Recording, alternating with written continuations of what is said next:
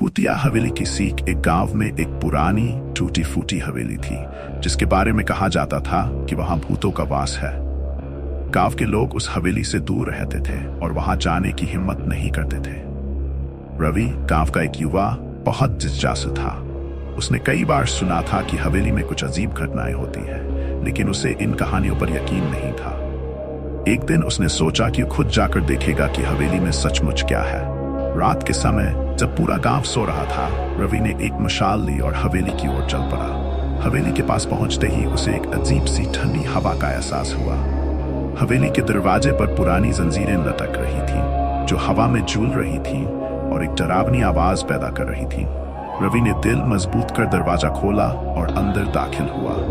अंदर का माहौल बहुत भयानक था। दीवारों पर मकड़ियों के जाले थे और हर कोने में अंधेरा पसरा हुआ था।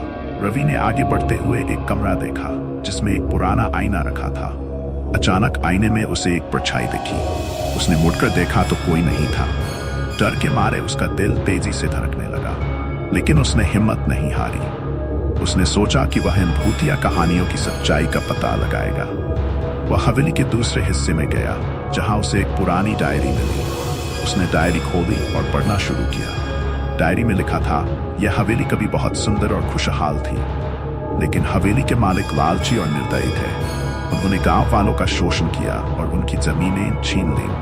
गांव वाले बहुत दुखी थे और एक दिन उन्होंने भगवान से न्याय की प्रार्थना की। उस रात हवेली में आग लग गई और मालिकों की मृत्यु हो गई। तब से उनकी आत्माएं यहाँ भटक रही हैं और यह हवेली कभी भी खुशहाल नहीं हो पाई।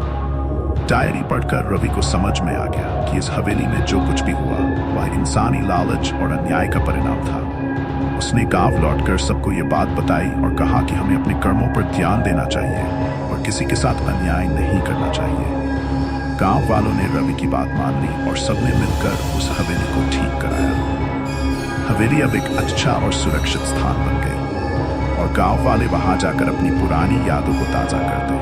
इस घटना के बाद गांव में कभी भी अन्याय और शोषण नहीं हुआ। सीख, कहानी से हमें ये सीख मिलती है कि लालच और अन्याय का परिणाम हमेशा भयानक होता है। हमें हमेशा अच्छे कर्म करने चाहिए और दूसरों के साथ न्यायपूर्ण व्यवहार करना चाहिए।